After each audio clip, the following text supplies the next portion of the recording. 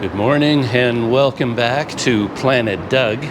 And I'm just exiting from the Taman Jaya LRT station. You can see the giant concrete structure above me. It's always a mystery how to get out of this place. I came here like a week ago. I went to the Bukit Gasing hiking trails, and it's, about 2 kilometers away from Taman Jaya LRT station. So this is where I started. And then I walked to Bukit Gasing, and I could not figure out how to get out of this LRT station. And it's one of those things. I've seen it in a lot of LRT stations here, where the station straddles a busy road, like a big, wide, busy road, but there's only exits on one side of the road. So you have no choice but to come out over here. And it seems like there should be some stairs on the other side, mainly because there's a big shopping mall, a very famous one right there, the Amcorp Mall. But it's really difficult to get there from the LRT station. It's kind of weird. And the only exit is to go through the bus station and then out the car exit or the bus exit. And that's as far as I can figure out, that's the only way to get out of this place, though I'm seeing people come down these stairs. How in the world? I looked and I looked and I looked and I could not find these stairs. I guess I just missed them. Okay. So this is the only exit comes down here. I just couldn't find it. And then you have to somehow get across this road. But yeah, the designers definitely should have had, I don't know, it's straddling this massive road system, stairs on one side, stairs on the other, but didn't really work out that way. Anyway, this is a city called Petaling Jaya. A lot of people refer to it in a friendly fashion as PJ. So I got to get across here quickly. So yeah, I'm in PJ, and PJ always trips me up because to me as a dumb foreigner, all of this is Kuala Lumpur. Wherever I go, I'm starting from downtown Kuala Lumpur and I hop in the LRT or the MRT and I go somewhere. In my mind, I'm still in Kuala Lumpur. But as many Malaysians will correct you, no, there are cities all around Kuala Lumpur. And here in the Taman Jaya LRT station is in a separate city called Petaling Jaya, or PJ. And I came here today for 2 reasons. Well, a lot of reasons, but 2 places I wanted to visit, and one of them is right here. So this is the Amcorp Mall, built in the 80s, late 80s, I think. A bit long in the tooth now. It can't really compete with all the huge modern shopping complexes in KL, but it has something that none of the other malls have, and that is a weekend flea market. Saturdays and Sundays, there's a flea market inside, and I've always wanted to check this out, so that's the main reason I came here. And next door to this mall, there's a park. And in the park, there is the Petaling Jaya Museum. So I want to check out the museum, and those are the 2 reasons I came here today. If I'm constantly harumphing and clearing my throat and having trouble speaking, you'll have to forgive me for that. This past week, I got hit by a cold. And in the old days, a cold was no big deal. Runny nose, you're coughing a little bit, difficulty sleeping, you get on with your life. But I guess age is catching up to me because these days when I get hit by a cold, it just wipes me out. I've been just totally out of it, couldn't really talk at all, this horrible cold, and just tired. Just this heavy, terrible fatigue, constant presence, this fatigue, and I just can't shake it. But anyway, I seem to be on the mend. I'm coming out of it, but my throat still isn't in good shape. So yeah, my voice is not back. And I'm still just feeling weak and tired. I don't know what's wrong with me. But anyway, so here is the mall. I think Amcorp stands for Arabia Malaysia Corporation. They were the ones behind the mall, and they have this giant corporation has their offices in here.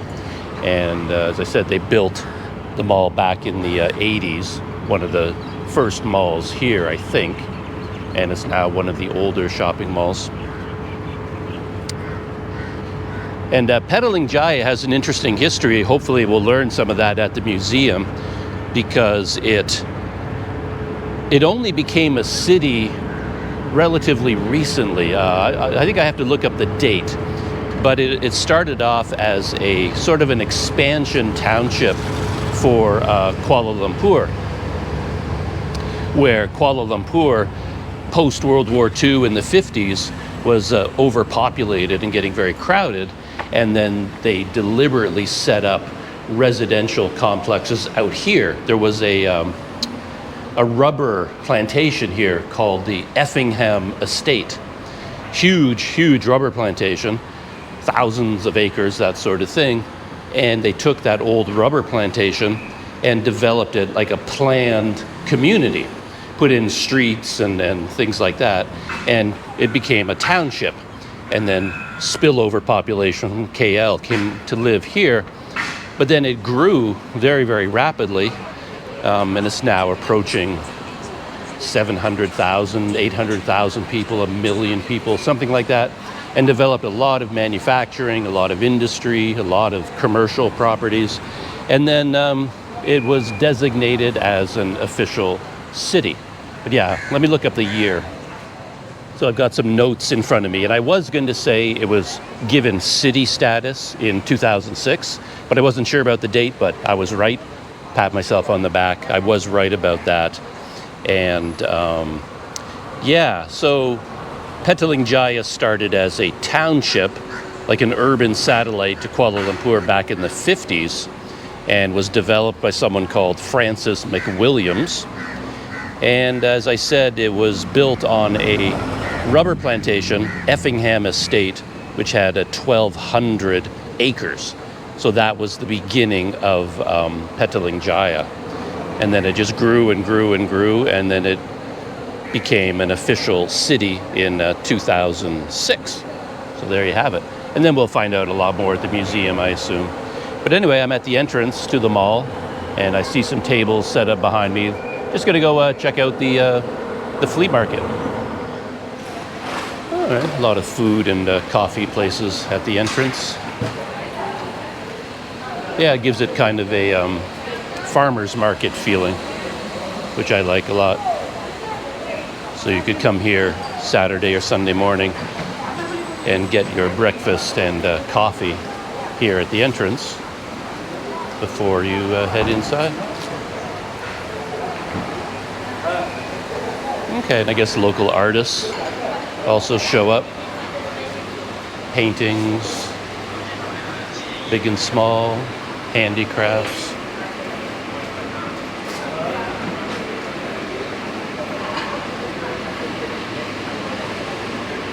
I see. So it is basically a shopping mall with all the normal stores you would expect.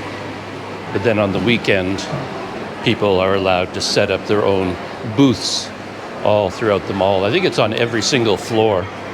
So you can basically go from floor to floor and see what's on offer.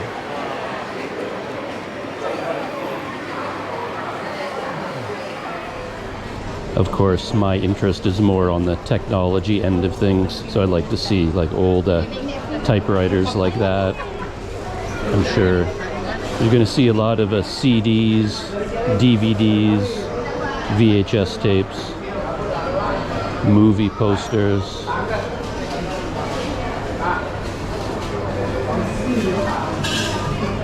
Oh yeah, old tin cars. Oh, look at that. Cassette tapes. My whole life is on display here. Though I think toys like these, they actually predate even me. I was more a child of the Hot Wheels generation, I guess.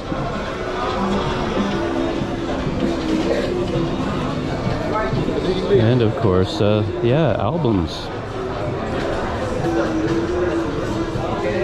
Pukul 2 baru start. Pukul 6 lah. Pukul 2 baru start. Sudah final mah. Yeah, and that of course really brings me back to my teenage years. In Canada we had milk crates that milk was delivered in, and the milk crates were the perfect size for albums. So we would look for them behind stores, and we get a big collection of milk crates, and that's where we kept all of our albums. And of course I had, I don't know how many milk crates, 2 or 3 of them. I didn't have a huge collection, but I had a lot of albums. I bought them all at garage sales for the most part. I didn't have enough money to buy new albums, but I would find them just like this on display at a garage sale, and you could buy them for $1 each or something like that.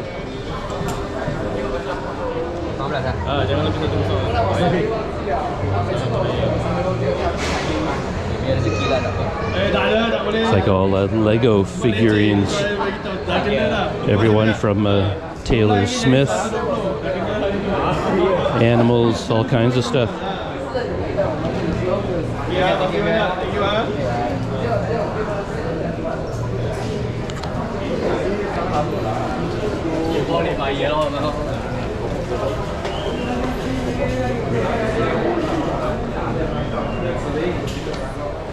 I've taken the escalator up to the second floor, and you can see up here on the second floor all these booths are arrayed around the central courtyard. A lot of jewelry places, and I've seen a few photographs or signs saying no pictures, no video. They don't want you taking video of their products, I guess. But anyway, just I'll shoot a little bit from a distance and not get in anyone's face. Oh, there's an entire store set up for used records. Been a long time since I've seen one of those. Yeah, again, no recording or photography.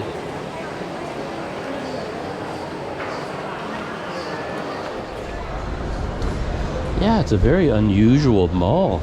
I really like it because, again, it's like a throwback to my childhood. My friends and I in my hometown, we would visit stereo stores like this one. We couldn't afford to buy any of it, but you could go in and sit down in a kind of studio with all the speakers, and they would play music for you, and you could listen to the different amplifiers and speakers, and yeah, we could dream about buying any of it. But yeah, I haven't seen a store like that for a long, long time. You don't see them in shopping malls anymore. High-end stereo systems with turntables and things like that. Let's go up to the next level. So yeah, it's not just the flea market that makes this mall stand out. The stores themselves reflect a kind of flea market, old school vibe. Like right here, there's all these collectibles, and then action figures, toys, things like that. More collectibles. And again, sort of low hi-fi equipment. Yeah.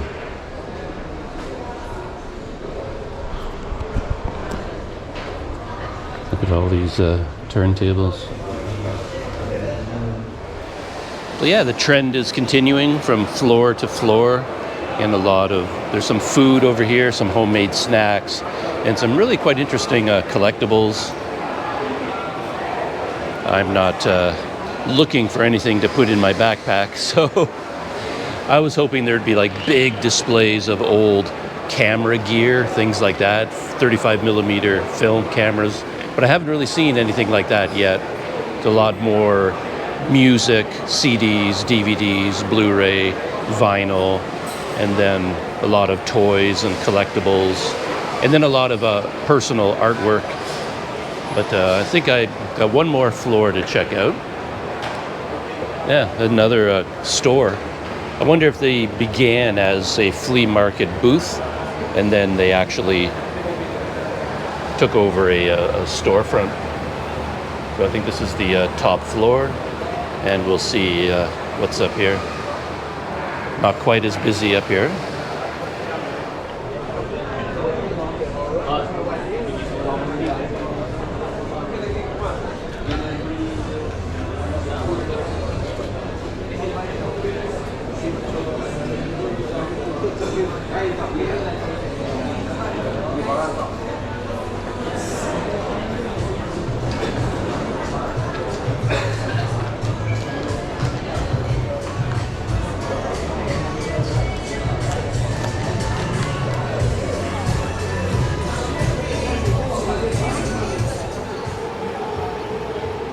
And there you have it, the weekend flea market at Amcorp.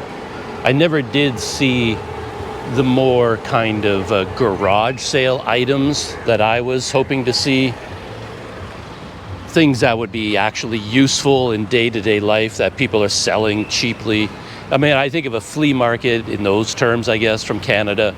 As I said, when I was a teenager, I bought all my books and all of my albums at garage sales, and if you needed, whatever you needed in your life, you could find most things quite cheaply at neighborhood garage sales. But this flea market seems to lean more into the collectibles, and not really antiques, but kind of an antique, like a vintage collectibles sort of thing. So we're not talking about people emptying their closets and their garage and bringing all their unused stuff to sell like a garage sale. It's more like professional dealers in collectibles and things like that. But still, yeah, quite interesting to see, especially if you come with an appetite. You can get something to eat, drink at the same time. And if you actually have a strong interest in collectibles, this is the place for you. So now I have to somehow get to the park, and I think it's over there, but I'm not entirely sure. Well, I'm gonna have to wander around and see. Got to get across these roads. And I've got the feeling that this place is going to get a lot busier. It's about 11 o'clock in the morning right now. The mall opens at 10, and I'm just noticing all of these cars pulling in. There's a lot of people arriving now. So I think it doesn't really get full on until later, maybe. So maybe it's better to come noon to 1 o'clock, maybe, instead of first thing in the morning. You see a lot more activity, maybe. But yeah, look at all these people showing up. Yeah, pretty popular, I think. I finally got oriented. Yeah, I'm pretty sure I've talked about this in the past, and I keep thinking I must be wrong. But I think it is true that quite often when I look at Google Maps on my phone, the blue dot that is supposed to be pointing in the direction your phone is facing, it's always pointing in the wrong direction. So I thought the park was over there, so I was walking, and the arrow, the blue dot, kept saying I'm going in the right direction, but the blue dot was moving away from the park. So actually I had to turn around and come all the way back here, and there it is. Oh, look at this, pedestrian crossing. That's cool. This guy with the bike, he pushed the button for me, so I don't have to feel guilty about bringing traffic to a halt just for me. But yeah, there's the park. What's the name of this park? Probably Taman Jaya Park, I would assume. Right beside the Taman Jaya LRT station, there goes the LRT train. Where's the station? I think the station is right over there. The shopping mall is right there. And then here's the Taman Jaya Park. And the Petaling Jaya Museum should be over there somewhere. When I was arriving by train, I could see these groups of young men and women marching in formation. So some sort of organization, cadets. You can see the women there marching.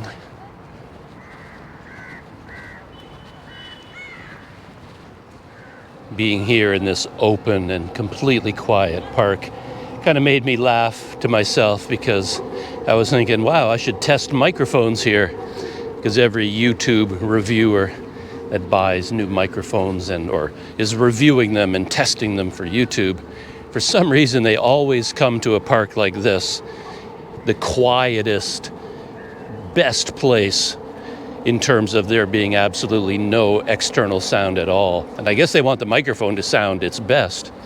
But of course, I don't need that kind of a test. I need them to go into the subway system, onto a busy street, go into the shopping mall over there in the flea market, then test your microphones. That's where I need to hear how they work.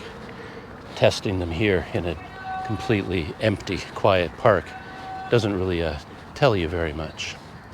I see some signs with lights. That's the museum over there. And a sign with lights is a good sign. Could be open. So let's go learn about Petaling Jaya. The outside of the building, colorful. And I noticed that it does say Buka, open on the door. So that's a good sign.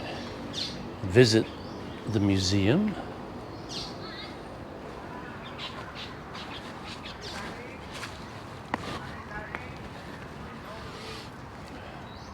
A monument here. Clasped hands with 3 stars. Searching the star, it says.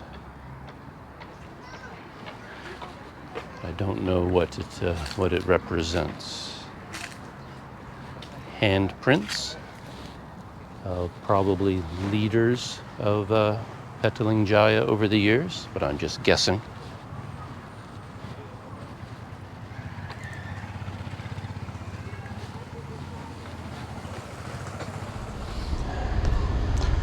There are the operating hours, 9 till 5 daily, closed on Fridays and public holidays. So there you go. Had I come here on Friday, it would have been closed, but it doesn't say anything about no cameras so far, so let's see.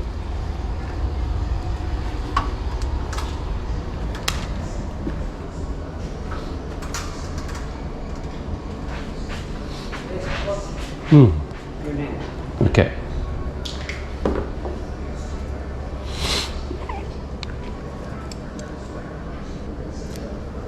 Yeah. Thank you.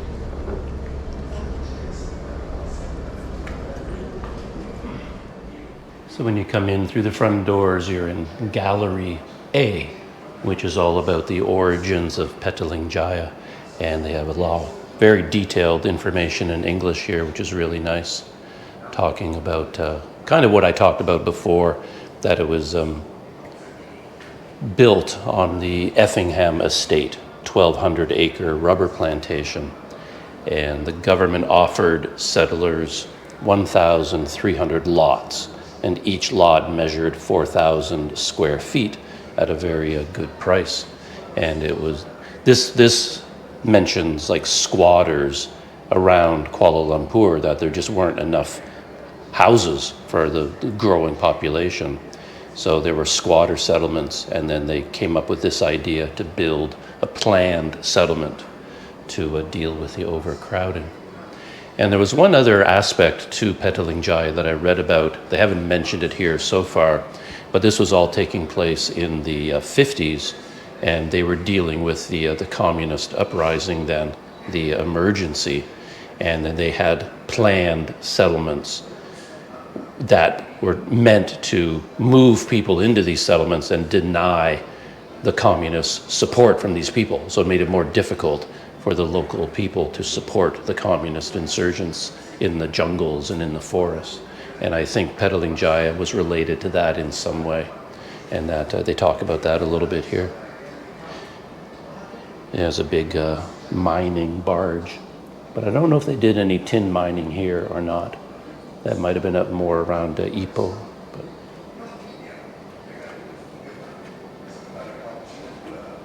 And then this is a sample of the type of house that was built here for the people that moved to Petaling Jaya at the beginning.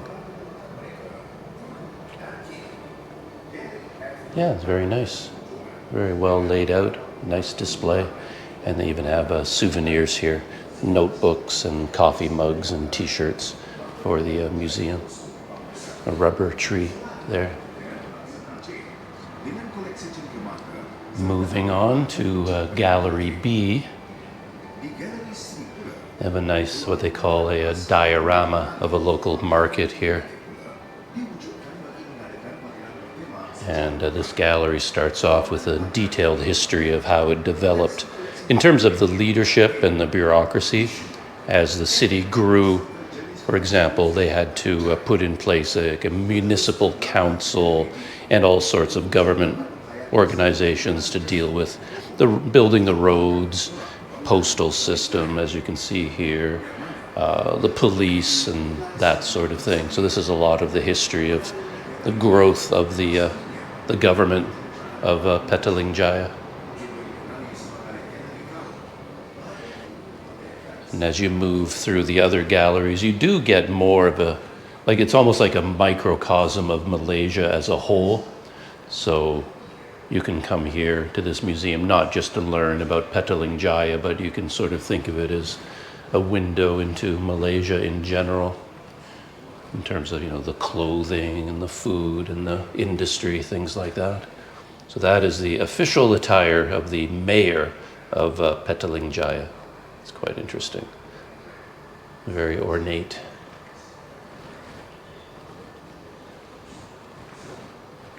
The police.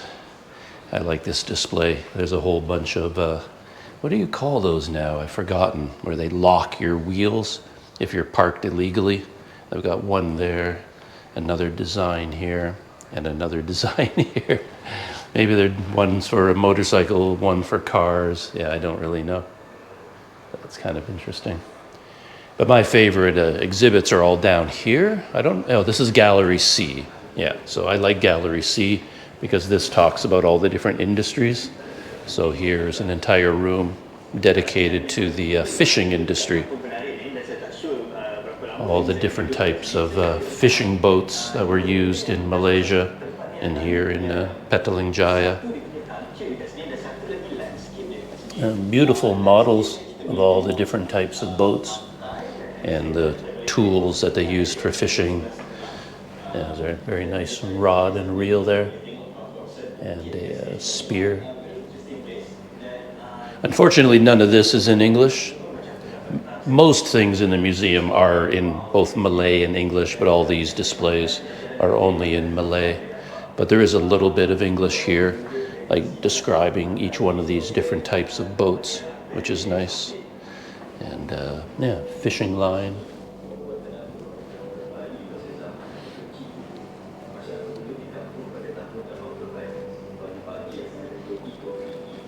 Different traps for fish and lobsters and shrimp, I assume. So yeah, you learn a lot about fishing, all the different types of fish that are in the waters here. And then the rest of Gallery C, they talk about tin mining and the rubber estates, and they talk about the different cultural communities. So here, for example, it's all about the Chinese community, and I didn't know this, but the Chinese in particular were associated with tin mining. So a lot of Chinese moved from Kuala Lumpur, like in the Ampang area, where there was a lot of tin mining, and then they moved here to Petaling Jaya, and then they continued tin mining. So it's an interesting display about that. And then they talk about the Indian community of Petaling Jaya, and I didn't know this either, but I guess they were associated with the rubber industry at the beginning anyway, with the Chinese community as well. They started off in tin mining, but then of course they moved into all kinds of other businesses and professions. And the same thing with the first members of the Indian community that came here, they were mainly involved in the rubber plantations. And then over time, of course, they moved into other industries and professions.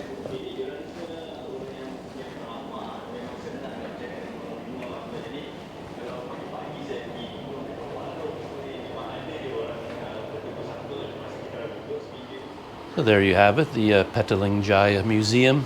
I didn't mention it, but it is a free entrance, so there's no charge to go in there. So, yeah. Strikes me that you can combine a bunch of these things into one visit. You don't have to come all the way here just to see this museum. You could time it so that you come here on a Saturday or a Sunday and visit the flea market, pop over here to the park, enjoy the park, check out the museum, and then if you have energy, then head over. It's not that far away, at least if you don't mind walking. Bukit Gasing. They actually have a display in there talking about Bukit Gasing and the hiking trails. So you've got a trio: museum, flea market, park, and hiking trails. So 4 things, all within walking distance of the Taman Jaya LRT station. And that's kind of nice here. It's right in the park too. They have a place to get food and drinks, rent bicycles. Oh. Petaling Jaya and the Taman Jaya Park. Well, we've jumped ahead in time. It's the same day. It's the evening of the day that I went to the flea market in Petaling Jaya and the museum, the Petaling Jaya Museum. It's actually about 10 o'clock at night, and I was just in the mood, despite my throat and my intense fatigue recovering from this cold. I just felt like going out for a walk. And my hotel happens to be near Independence Square. And it's quite an interesting place. If you come here on the right night, on the weekend, it can be Friday night, Saturday night, Sunday night. Each evening it's either less or more busy. And I've occasionally gone through Independence Square when it was just jammed with people and there was so much going on. And I thought this Sunday night, because tomorrow is a national holiday, maybe it'd be busier than at other times.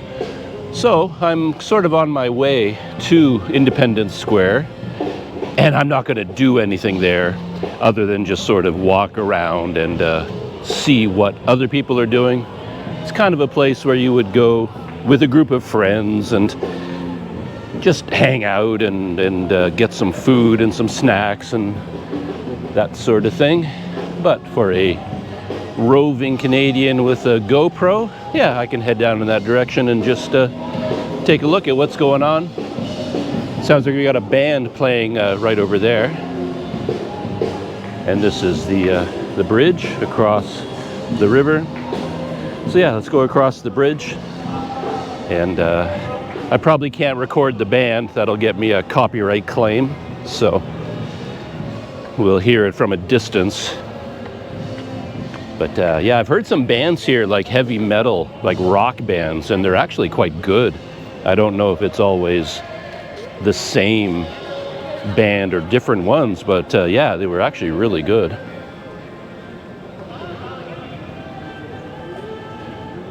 Yeah, a lot of people come up here night and day to take pictures. It's a very scenic spot with the River of Life project, all the lights and the fog machines that they have down there on the river.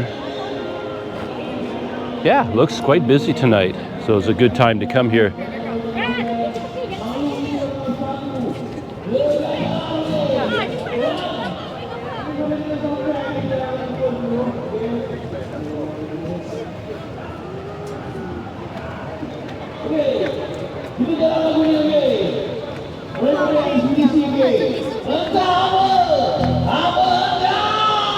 There's the band setting up the next song.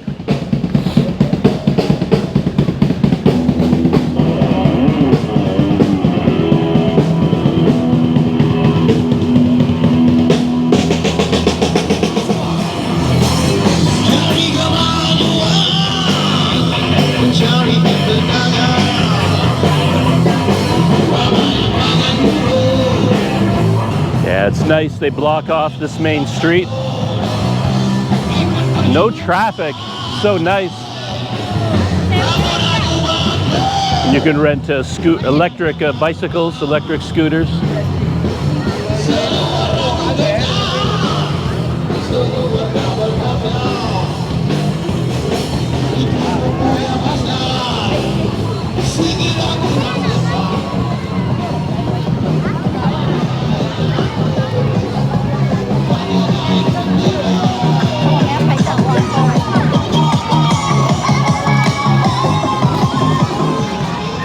Take pictures with your favorite Transformer.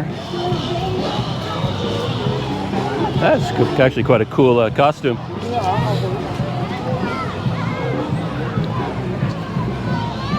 Looks like the hot toy right now is one of these slingshots that tosses a lit little helicopter gizmo up into the air.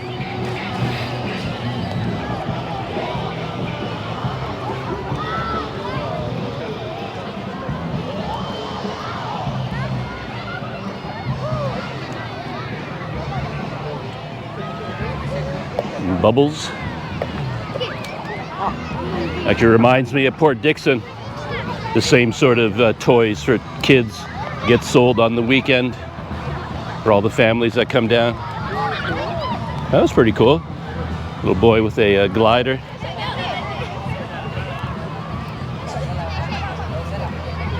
Oh yeah. That is a very cool toy. Look at that glider with the lights.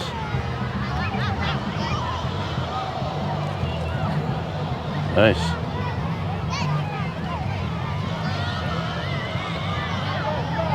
Yeah, that seems to be the hot toy.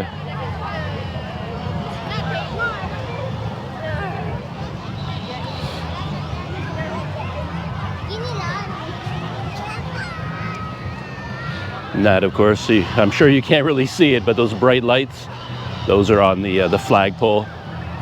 Everyone knows that story by now, where they raised the flag here for the independence of Malaysia. That's why it's called Independence Square, of course.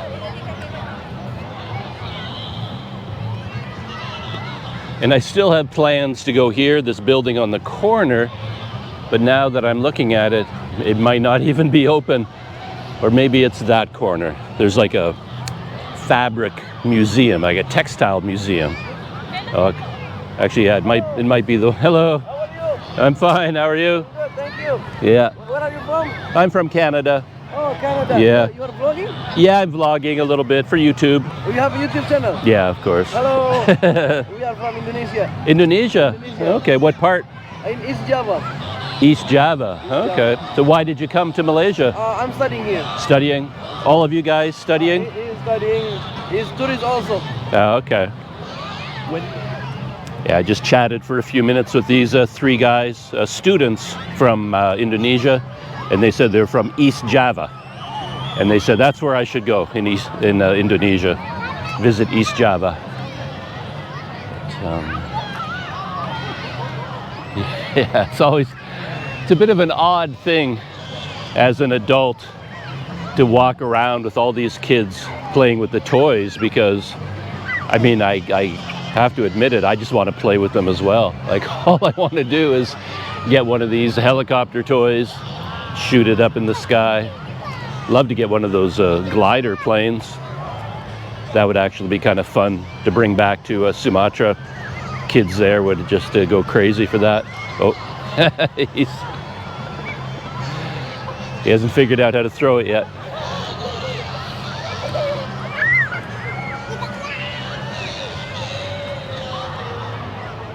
Beautiful spot for people to hang out, picnicking. Yeah, mainly families.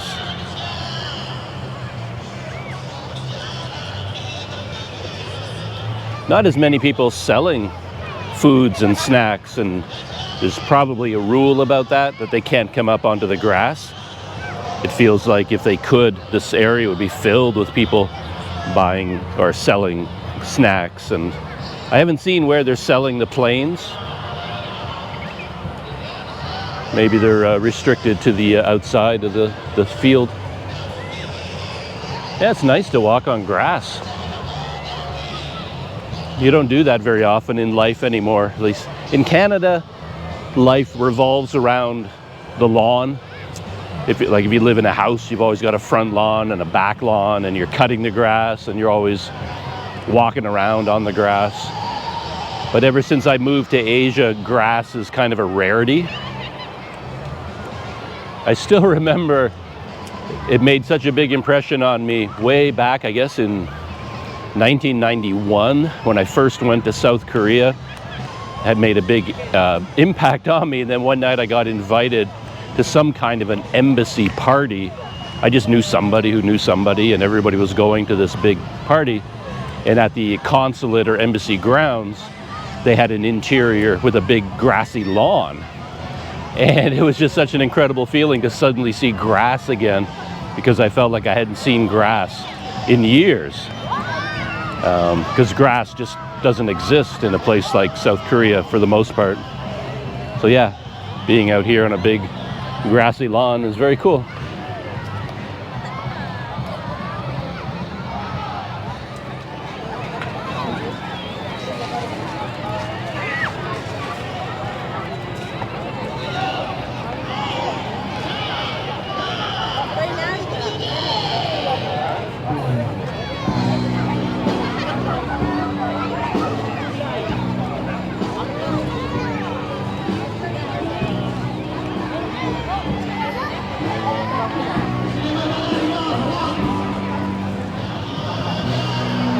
Looks like they have a set route for the electric scooters, going around in a circle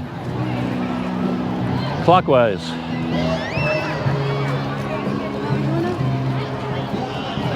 Scary Squid Game dude. Hello. Hello.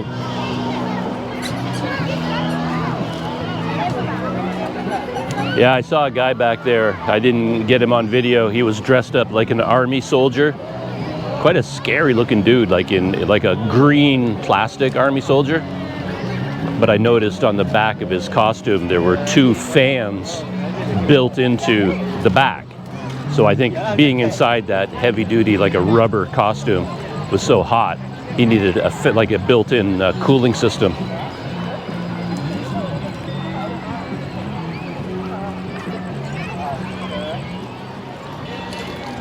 Another Bumblebee up ahead. I think it's Bumblebee. Seems to be the most popular Transformer costume, which makes sense.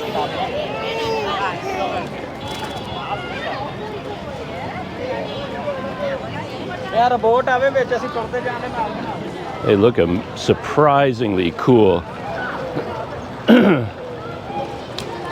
walk around like that.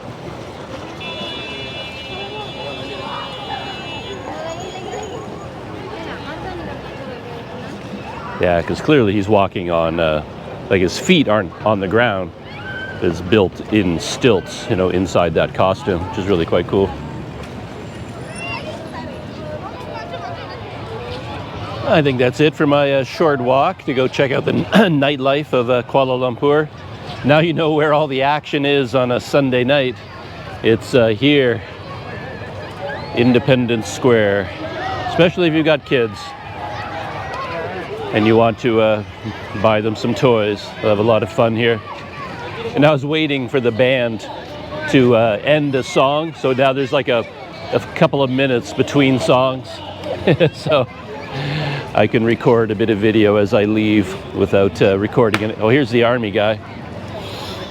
Yeah, like I said, he's dressed up like the plastic soldiers, those guys there. Cool.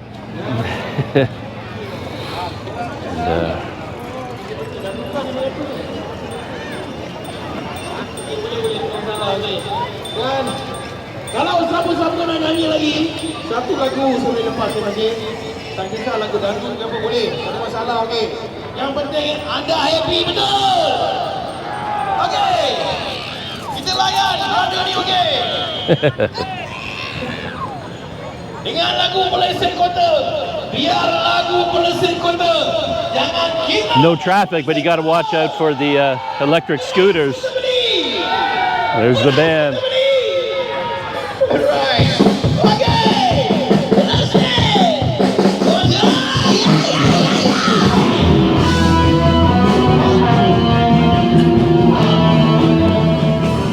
Let's Last look over at Independence Square, and the fog machine is just coming to life here on the river.